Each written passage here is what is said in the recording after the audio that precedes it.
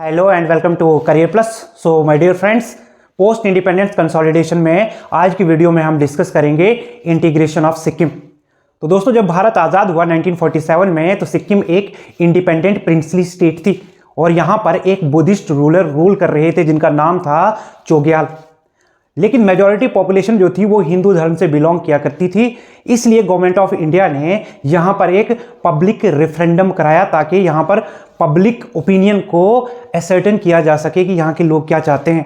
और जिस समय पब्लिक रेफरेंडम हुआ तो लोगों ने वोट किया कि वो इंडिपेंडेंट रहना चाहते हैं, इसलिए उनके इस वर्डिक्ट का सम्मान करते हुए गवर्नमेंट ऑफ इंडिया ने सिक्किम को प्रोटेक्टोरेट स्टेट का स्टेटस दे दिया। और ये प्रोटेक्टोरेट स्टेट वो वाली स्टेट होती है जहां पर ऑटोनॉमी दी जाती है लेकिन sovereignty still government of India के हाथों में रहेगी। तो देखिए 1947 में जिस समय भारत आज़ाद हुआ, year was 1947 when India got independence. ठीक है, भारत को जिस समय आज़ादी मिली, at that time Sikkim was a princely state. Sikkim क्या थी? एक प्रिंसली स्टेट थी which was ruled by a Buddhist monarch. यहां पर बुद्धिस्ट मोनार्क थे। बुद्धिस्ट मोनार्क यानी जो रूलर थे वो बिलोंग करते थे बौद्ध धर्म से। तो देखिए, अगर हम लोकेशन के हिसाब से देखें तो ये आपको सिक्किम देखने को मिलेगा और ये देखने को मिलेगा ये नैरो सी जो एक स्ट्रिप है, दिस इज चिकन नेक या जिसे सिलीगुड़ी कॉरिडोर कहा जाता है, जिसकी वजह से इंडिया का जो मेन लैंड है वो नॉर्थ ईस्ट के साथ में कनेक्टेड है। तो यहां पर आपको देखने को मिलेगा कि बुद्धिस्ट मोनार्क हैं, लेकिन सिक्किम में मेजॉरिटी पॉपुलेशन जो थी, majority was Hindu population. Hindu लोग ज्यादा थे सिक्किम में। और जैसे ही भारत आज़ाद होता है तो ऐसे में गवर्नमेंट ऑफ इंडिया ने डिसाइड किया कि वो यहाँ पर पब्लिक ओपिनियन जानते हैं, ठीक है, कि क्या लोग यहाँ के चाह रहे हैं। तो ऐसे में एक पब्लिक रेफरेंडम कराया जाता है गवर्नमेंट ऑफ इंडिया के द्वारा। तो ऐसे में सिक्किम में क्या किया गया? Government of India conducted a public referendum. तो पब्लिक रेफरेंडम जो है वो कराया गवर्नमेंट ऑफ इंडिया ने। ठीक है, तो ये पब्लिक रेफरेंडम कराया गया गवर्नमेंट ऑफ इंडिया के द्वारा। ठीक है, in order to a certain public opinion कि वहाँ के लोग क्या चाहते हैं उसको जानने के लिए गवर्नमेंट ऑफ इंडिया जो है रेफरेंडम कराती है। और यहाँ के लोग जो हैं इस रेफरेंडम में they voted to remain independent. तो यहाँ के लोग जो हैं, सिक्किम के लोग, what they did, they voted to remain independent. Sikkim के लोग वोट करते हैं कि वो इंडिपेंडेंट रहना चाहते हैं, वो भारत के साथ में नहीं जाना चाहते। इस समय सिक्किम के लोगों का ये डिसीजन था and government of India respected their verdict. ठीक है, और इसी समय गवर्नमेंट ऑफ इंडिया ने सिक्किम को प्रोटेक्टोरेट स्टेटस का दर्जा दिया। तो सिक्किम को यहाँ पर स्टेटस मिलेगा, स्टेटस ऑफ प्रोटेक्टोरेट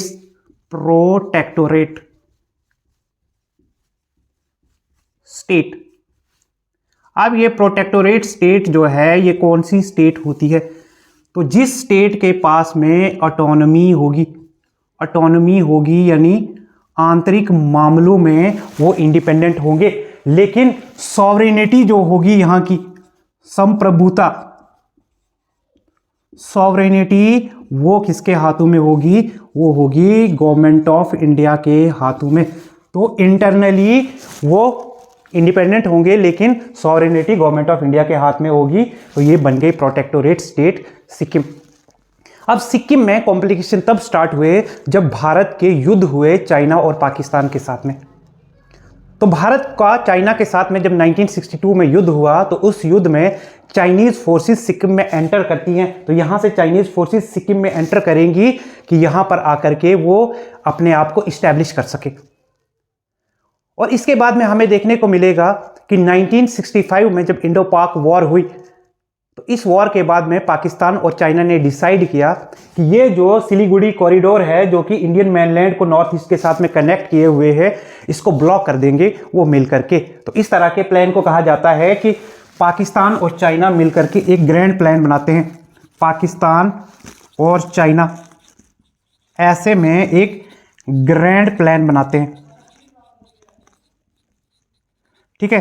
इस ग्रैंड प्लान के अकॉर्डिंग वो क्या करना चाहते थे, they wanted to snatch north east, ठीक है, या नॉर्थ ईस्टर्न इंडिया कहिए इसे, ठीक है, बाय चोकिंग इंडिया, ठीक है।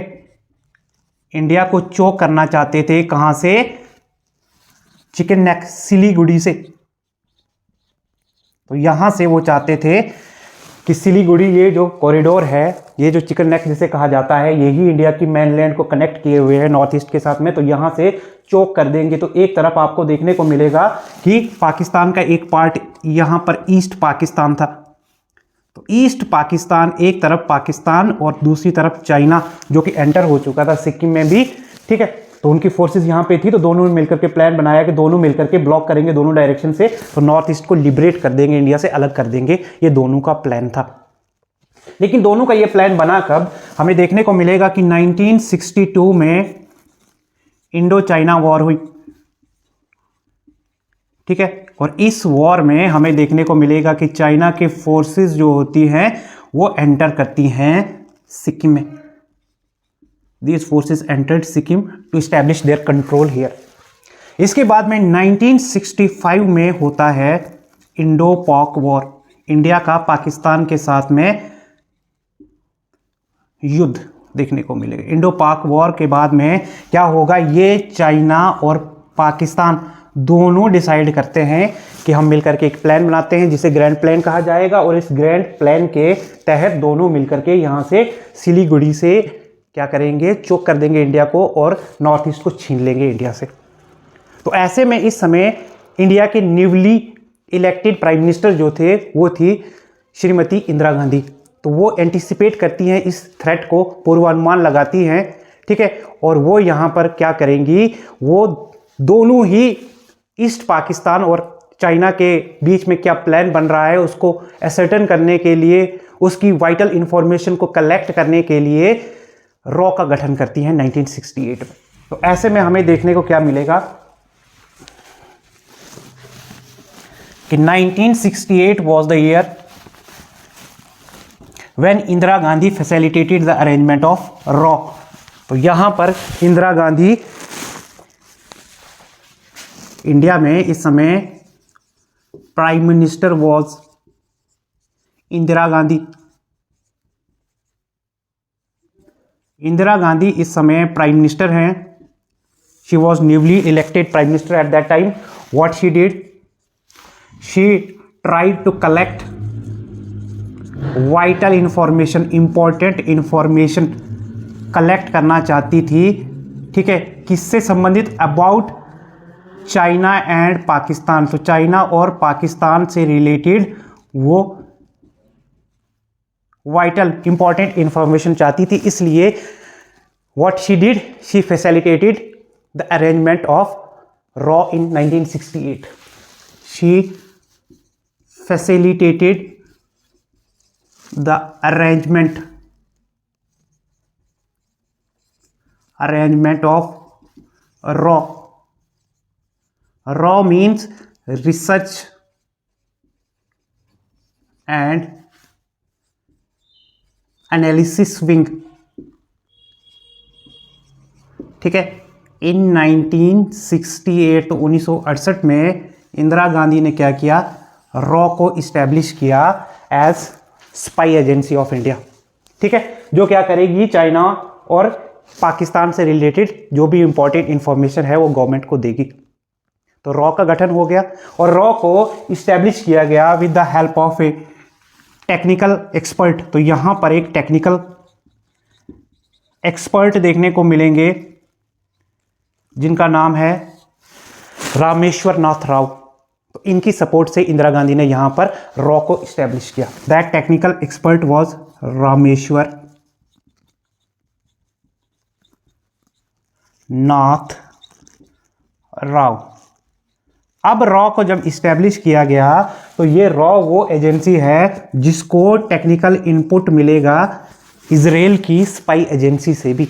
तो इजराइल की वो दुनिया में सबसे मशहूर स्पाई एजेंसी जो है उसका नाम है मोसाद। तो रॉ को टेक्निकल इनपुट्स मिलेंगे किससे? मोसाद से। Mossad is the spy agency of Israel. तो इजराइल से स्पाई एजेंसी जो है ये टेक्निकल इनपुट्स देती है रॉ को। और यहाँ पर इंदिरा गांधी गवर्नमेंट जो है 1971 में क्या करती है, ईस्ट पाकिस्तान के लीडर्स जो थे उनको कॉन्फिडेंस में ले लेती हैं। यहाँ के जो लीडर्स थे उनको कॉन्फिडेंस में लिया और यहाँ पर पाकिस्तान की फोर्सेस को डिफीट कर दिया 1971 में। तो यहाँ पर आपको देखने को मिलेगा कि 1971 में forces of Pakistan were defeated here. उनकी सेना को यहाँ पर हरा दिया गया। और यहाँ पर देखने को मिलेगा कि इंदिरा गांधी ने एक नए देश को निर्मित किया। She created a new nation in the form of Bangladesh. तो ये ईस्ट पाकिस्तान बांग्लादेश बन गया 1971 में। ठीक है, इसके बाद में रॉ को इंस्ट्रक्ट किया गया कि अब वो जाएंगे सिक्किम में और चाइनीज़ मोबिलाइजेशन से रिलेटेड जो भी खबर होगी, ठीक है, वो गवर्नमेंट ऑफ इंडिया को सबमिट करेंगे। तो ऐसे में अब रॉ को जाना है सिक्किम में। ये वो वाला टाइम है जिस समय अमेरिका से एक स्टूडेंट इंडिया में आती हैं, ठीक है। तो वो हिमालयन स्टडीज़ के ऊपर कुछ रिसर्च करना चाहती थी। तो उनका नाम था hope cook.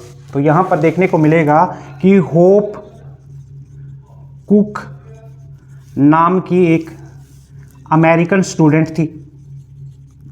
American student, she visited India at that time and she visited India for research on Himalayan studies.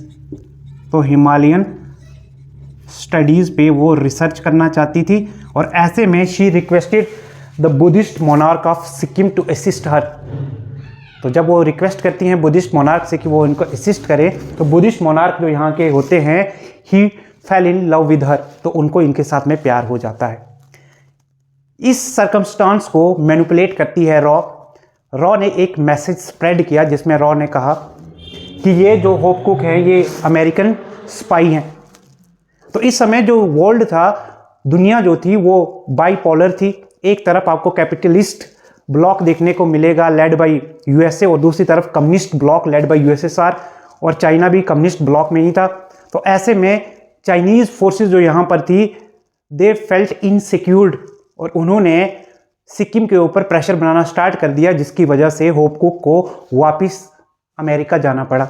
और इसलिए जो यहाँ के रूलर होंगे वो अब रिवेंज लेंगे चाइना से और वो कोशिश करते हैं कि यहाँ से आगे जितना हो सके वो इंडियन फोर्सेस को सपोर्ट करें। तो यहाँ पर देखिए हमें क्या चीज़ देखने को मिलेगी। When Hope Cook came to India, तो कुछ डेवलपमेंट्स जो हुई हैं इंडिया में उनको हम राइट डाउन कर लेते हैं साथ साथ में। तो यहाँ पर देखिए होप कुक इंडिया में आती हैं। तो ऐसे में रॉ जो है, रॉ ने एक मैसेज जो है वो स्प्रेड किया और वो मैसेज था कि ये जो होप कुक हैं, एचसी होप कुक जो है, she was an American spy, की वो एक अमेरिकी जासूस है। तो ऐसे में क्या होगा, चाइनीज जो होंगे दे फेल्ट इनसिक्योर्ड, वो अब इनसिक्योर्ड फील करेंगे। और ऐसे में ये चाइनीज जो है ये बुद्धिस्ट मोनार्क जो है सिक्किम के जो रूलर हैं उनके ऊपर प्रेशर बनाएंगे, उनके ऊपर दबाव क्रिएट करेंगे। और ऐसा इसलिए होगा क्योंकि इस समय आपको देखने को मिलेगा कि एक तरफ आपको कोल्ड वॉर देखने को मिलेगा और ये कोल्ड वॉर यानी शीत युद्ध जो है वो दो पावर ब्लॉक्स के बीच में था। एक तरफ कैपिटलिस्ट वर्ल्ड जो है वो देखने को मिलेगा which was led by USA, और दूसरी तरफ कम्युनिस्ट वर्ल्ड देखने को मिलेगा which was led by USSR. और इसी कम्युनिस्ट ब्लॉक में हमें देखने को मिलेगा कि चाइना भी था, इसलिए चाइना खुद को इनसिक्योर महसूस करेगा कि होप कुक को यहाँ पर एक जासूस के रूप में भेजा गया है, तो उसके यहाँ से निकालने के लिए उन्होंने सिक्किम के ऊपर प्रेशर बनाना स्टार्ट कर दिया and Hope Cook return back to America. ये वापस चली जाती हैं और इस वजह से आपको देखने को मिलेगा कि सिक्किम के जो रूलर थे, जो मोनार्क थे सिक्किम के, वो अब डिसाइड करते हैं कि वो चाइना से रिवेंज लेंगे, वो बदला लेंगे चाइना से। और ऐसे में सिक्किम के मोनार्क जो हैं वो डिसाइड करते हैं कि वो इंडियन फोर्सेस को सपोर्ट करेंगे and the ruler of Sikkim decided to support Indian forces. तो इंडियन फोर्सेस को सपोर्ट करने का डिसीजन लेते हैं ये। ऐसे में उस समय के प्रधानमंत्री जो थी श्रीमती इंदिरा गांधी, उन्होंने केयरफुली इस सिचुएशन को एसेस किया और केयरफुली इस तरह के अरेंजमेंट बनाए कि यहाँ पर पब्लिक रेफरेंडम जो है वो कराया जाए 1976 में।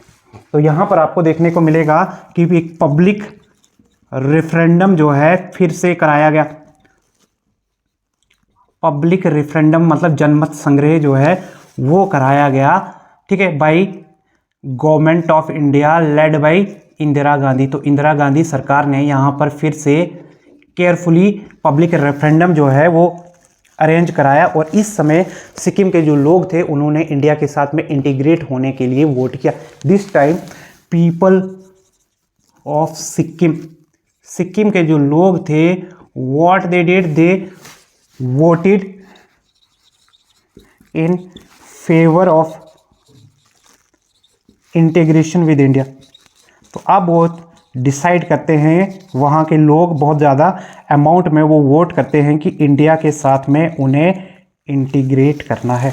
तो ऐसे में सिक्किम जो है इंडियन यूनियन के साथ में जुड़ गया और सिक्किम जो है इंडिया की 22वीं स्टेट के रूप में उभरेगा। तो Sikkim became 22nd state of Indian union, state of Indian union. तो इंडियन यूनियन का 22वां स्टेट जो है, 22वां राज्य जो है वो बनेगा सिक्किम। और सिक्किम की जो एग्जैक्ट डेट है कि जब इंटीग्रेशन इनका हुआ, तो सिक्किम की एग्जैक्ट डेट है 16 मई 1976 when Sikkim got integrated with India. तो 16 मार्च 1976 को सिक्किम जो है वो इंडिया के साथ में इंटीग्रेट हो गया। So friends, thank you very much. I hope कि आपको ये वीडियो पसंद आई होगी, ठीक है। तो मिलते हैं एक और वीडियो में, ठीक है। तो ये 1975 है, 1976 नहीं है। 16 मई 1975 को सिक्किम जो है वो इंडिया के साथ में इंटीग्रेट हो गया, ठीक है।